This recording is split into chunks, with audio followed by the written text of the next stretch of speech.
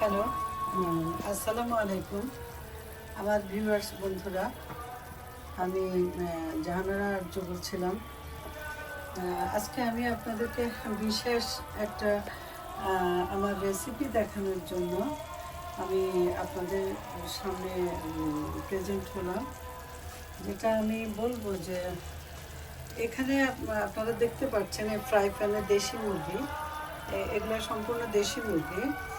আর এই মুরগির মধ্যে আমি 1 ঘন্টা আগে আমি একটু রসুন বাটা, একটু আদা বাটা, তারপরে একটু লবণ, গরম মশলার গুঁড়া, সব কিছু মেখে আমি ম্যারিনেট করে রেখেছিলাম। 1 ঘন্টা পরে আমি ফ্রাই প্যানে দিলাম।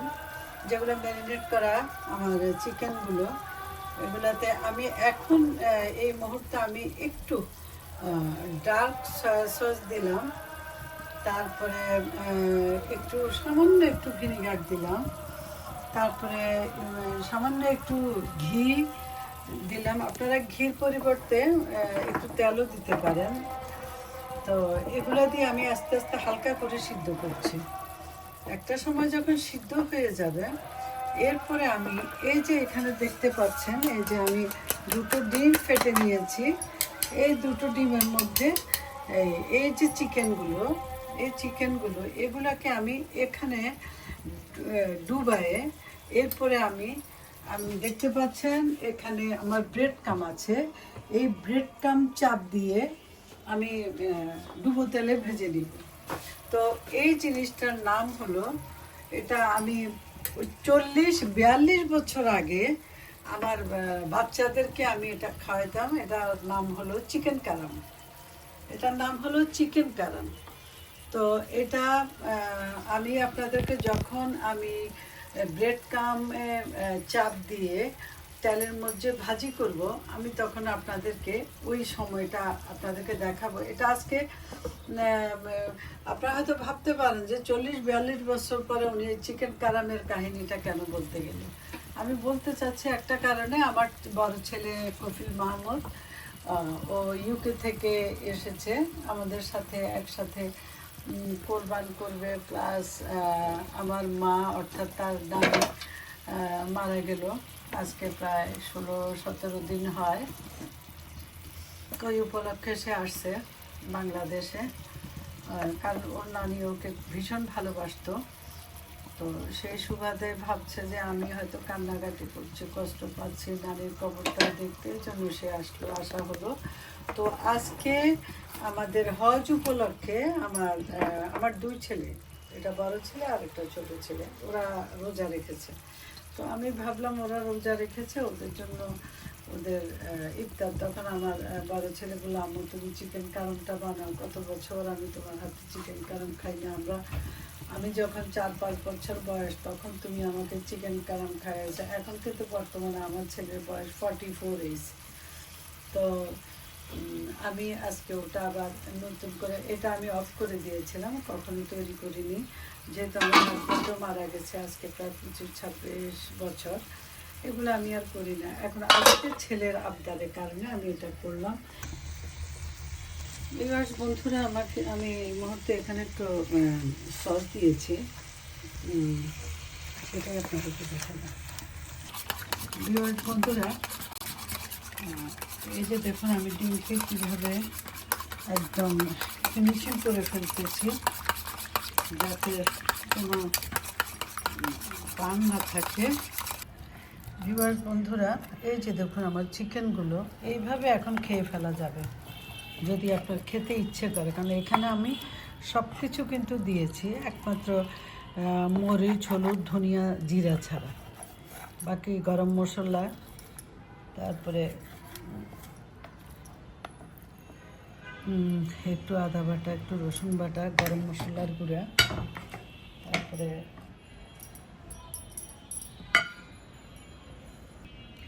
এই যে আমি এখানে ওই যে ডিমটা ফাটিয়েছিলাম, ওইটা আমি এখন এখানে চুবাই নিলাম। এই যে দেখুন, এরপরে আমি এই যে ব্রেড ক্রাম নিলাম,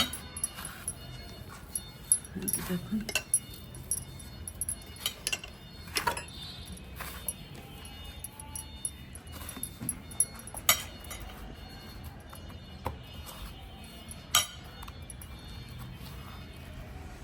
এই যে আমি লাগিয়ে নিলাম, এখানে রাখলাম।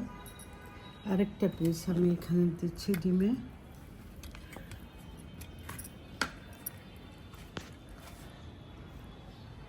এরপরে এই যে ব্রেড ক্রাম্ব দিচ্ছে।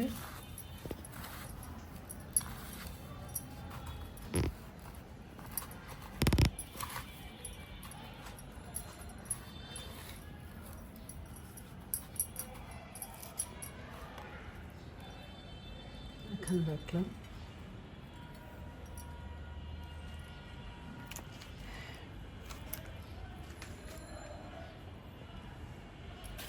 এগুলো আপনি খাওয়ার সময় টমেটো সস বা সালাদ বা কোনো পাউরুটিকে একটু বেকারে একটু সেকে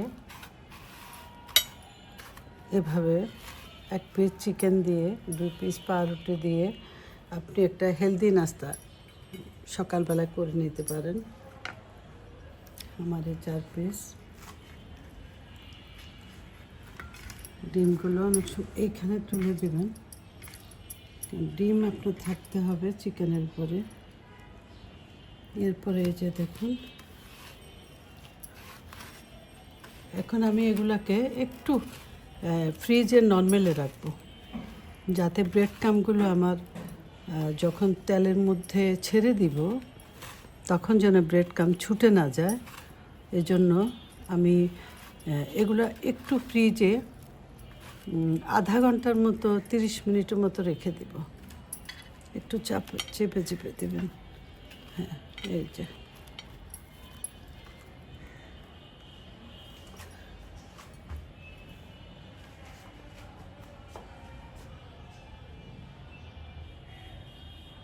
বন্ধুরা, আমি এখন ফ্রাই প্যানে আমি সয়াবিন তেল দিলাম। এখন আমি পূর্বে রেডি করা চিকেন কারামটা দিয়ে দিচ্ছি। দেখি,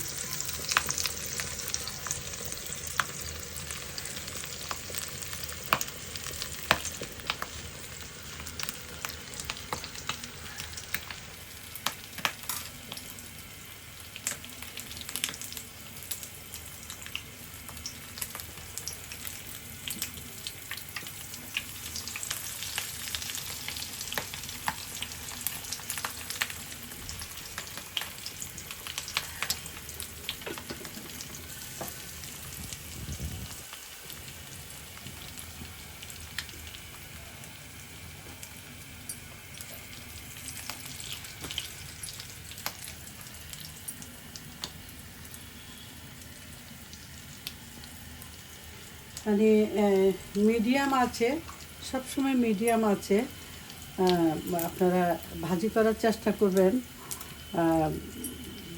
তার একটাই কারণ, ব্রেড ক্রাম্বটা যদি উত্তপ্ত তেলের মধ্যে দিয়ে দেন তাহলে ব্রেড ক্রাম্বটার কালারটা কালো চলে আসবে, তখন আর চিকেনটা ভালো লাগবে না। কারণ আগে দর্শনদারি, পরে ভক্ষণকারী। আগে দেখতে ভালো লাগতে হবে, তারপর খেতে ভালো লাগবে।